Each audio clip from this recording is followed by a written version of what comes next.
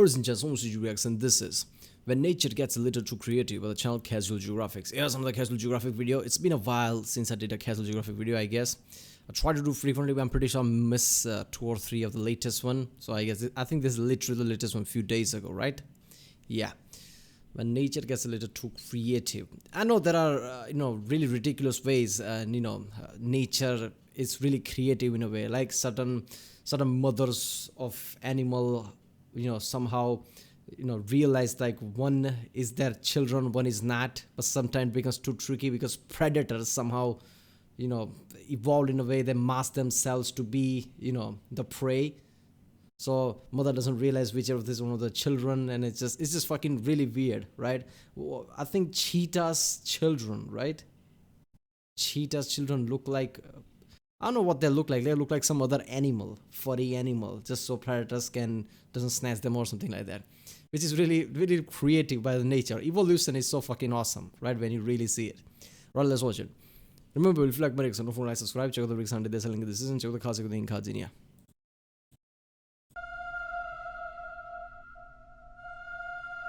It's not that bad, I can explain. That is a baby estrulid finch, and yeah, that's what they're supposed to look like. This is what they look like all grown up. Those markings help the parents decide which chicks to feed and which chicks to let die. And that's because some... Hold up, there isn't trypophobia. I was just trying to Google it, but apparently Google's not working for internet issue. But yeah, trypophobia, isn't that the whole problem? The spider thing is different, right? I'm mixing those two up, because what was trypophobia about that one? Some birds will lay their egg in the nest of another and let the other bird raise their baby. Matter of fact, you know the first 4 letters of the word cuckoo? This is where that term comes from. So those specific markings help because of this? Some markings and some teeth? Mother avoid feeding a chick that isn't actually hers. And oftentimes, it's a chick with the brightest markings that gets the most food and attention from the parents. It's not racism, but it's in the area code. Once the chicks become old enough to feed themselves, the birthmarks start to fade away.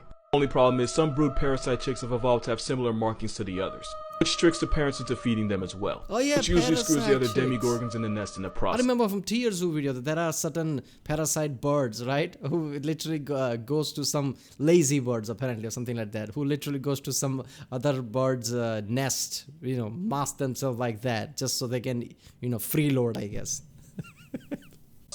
Because sometimes evolution means you just get cuckooed, but with the O silent.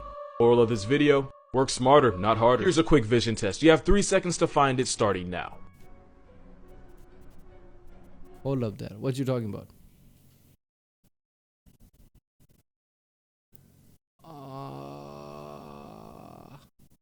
These are snakes, right? I don't know. Alright, time's up. If you counted 3 snakes, you're wrong, because those aren't snakes, that's actually a moth. Specifically, it's an atlas moth. And at almost 10 inches long, they're one of the largest ones out. Oh, that's fucking creative. There's also some kind of an insect that looks like leaves, right? And there was a video on social media that one day I got like, this must be CGI. No, it's fucking true. That creeped me out. Like, holy shit, if you go outside anywhere that is like some jungly area, right? And you try to pick up any leaves, be careful now, because that will creep the fuck out of you. Some insect also look like leaves. It's camouflage. A moth. Specifically, it's an atlas moth. And at almost 10 inches long, they're one of the largest ones out there. They're one of those animals nature told to f*** off because in their adult form, they can't eat because they don't have a mouth. Once they're fresh out the cocoon, they only live off whatever fat they already stored. Their only purpose in life is to make more of themselves and nothing more. Which is why nature's Xerox will just sit in one spot and wait for a male to come along and do his part just so the female can lay her eggs and die. These moths have at best 2 weeks before their expiration date, and since flying around and wasting energy only speedruns them through life, they just find they're not native to India, otherwise there would be a bunch of problems. A nice spot and sit there and move as little as possible. So to protect themselves and eventually the eggs they lay, they use their wings to cosplay as snakes to scare off anything that could be a threat. By the time their life trial ends, their eggs are ready to hatch and continue the generational jihad that is their existence. If God has favorites, this moth ain't one of them. Don't scroll, I can explain. It's not what it looks like, but it might be worse. It's actually a marine bristleworm called a polychaete. This deep-sea worm was pulled from the bottom of the ocean by a fisherman who swore this demonic garden hose was smiling. The worm then proceeded to turn its face inside out. And that's because what looks like its head is actually a retractable. Why'd you say that? Now I can see the smile. What the fuck? The worm then proceeded to turn its face inside out. And that's because what looks like its head is actually a retractable pharynx. By the way, that's where yours is. These worms will regurgitate their own pharynx and then push them out their mouths. Imagine you're smiling and you're a fisherman. Fisherman also has a lot of, misconceptions. What is that called? Superstitions, right? Lots of superstition about the sea and things. Imagine you pull that out, it's smiling. It's like, oh, I come with a curse now. You're fucked. To grab food and then suck it and whatever it caught right back in. Also, bristle worms are scavengers, meaning they eat all the things you would normally flush down a toilet. Now this is the part where I tell you they're not as bad as they look and they're completely harmless to humans. They bite when they feel threatened, and the bristles can penetrate your skin like cactus spines. Since the spines can be difficult to remove by hand, it can lead to an infection if you don't get them out. Also, they can grow to 2-3 feet long and sometimes more. All that while looking like an uncircumcised paralysis demon. Have you ever heard of the headless chicken monster? Because if you haven't, I can guarantee it's not what you think. This is a Nypniastes, and it's actually a type of deep-sea cucumber. And when I say deep, I mean you'd have to dive up to 16,000 feet just to see this aquatic prolapsed anus in its natural. But if you ever dive that deep, the V would become silent because the water pressure would evict your lungs out of your mouth and turn your skeleton into paper mache. But the headless chicken has no bones and therefore no worries. They range in size from about 4 to 10 inches. How long it actually is depends on whether it's a man or woman measuring. If it's a guy with the ruler, it might magically gain an extra 2 inches. They're able to use those wings to swim above the ocean floor, which they do to avoid predators. Also, a lot of them are bioluminescent and they'll light up if you touch them. If you harass them too many times, their entire body lights up. And the reason is... The way he said they'll light up, like they'll light you up, like they have guns or something. No, they'll light up. Even though it exposes itself to the entire ocean, it also reveals the position of the predator attacking it to a possibly bigger predator. Basically, if it goes down, it's taking you with it. Which is pretty creative considering most cucumbers just eat their organs out their anus and use the emotional damage as a security blanket. The more you know. I do not care. The blobfish is ugly in any form. So let me see if I got this right. You and me, we do a collab together. We make a nice little video, for the people. And then you turn around and slander my child? Bet. This thing looks like an anxiety attack. It looks like ADHD on DMT. It's an identity crisis come to life. That is the look of an animal tragically unaware of its purpose in the world. Can someone please explain to me how a fish that lives underwater still manages to... You know what? What is that called? Polaroids, right? That becomes really white and grays, gray by Polaroid. Some of the cartoons were some I don't know, Bugs Bunny cartoon or something, where someone just gets startled at a ridiculous level and their color becomes like Polaroid type of color. This looks like that, like so scared, turned into Polaroid. Tragically unaware of its purpose in the world. Can someone please explain to me how a fish that lives underwater still manages to find a way to have chapped lips? And for an animal with no hair follicles, why do I still get the feeling he has a receding hairline? Should have receded back into Satan's wet dream where it came from. It looks like the after picture in an anti-drug commercial. Also, it's a fish without scales. That's how I know it's a rough draft come to life. It looks like what happens when the post... It's an anti-drug commercial should have Dave Chappelle as a voiceover. Drugs, man, drugs. and draft buttons are way too close to each other. The telescope fish can swallow animals bigger than itself thanks to its stomach, but I still can't stomach the fact that this is an actual living entity. I'm only roasting this fish because it lives nearly 10,000 feet like 30 Statues of Liberty underwater in the armpit of the ocean. Me flaming it's the only warmth this LSD guppy's ever gonna get. Also, the way they reproduce is by non-guarding pelagic spawning, meaning they just spunk it up in the ocean and hope it hits the right thing, like a degenerate. Also, blobfish only look like that when you kidnap them from their home. This thing looks like Nemo's paralysis demon 24/7. I didn't want to do any of this, but you clearly did. This animal's proof that nice guys don't always finish last. This is a Gelada baboon. It's the world's most intimidating vegan and they can roll in groups of up to 600. That is a Gelada baboons. And usually it's the biggest, meanest monkey that earns the right to mate with all the females in the area. But researchers found that oftentimes females will slip away and hook up with the less aggressive, lower ranking beta males. Now if they get caught, it gets ugly for everyone involved. So to avoid getting found out, the geladas will suppress the mating noises they usually make to avoid drawing attention to themselves. Since these geladas will typically make these loud cries in the act, you know it's the quiet couples that be doing something they ain't supposed to be doing. I don't think that just applies to monkeys, but that's besides the point.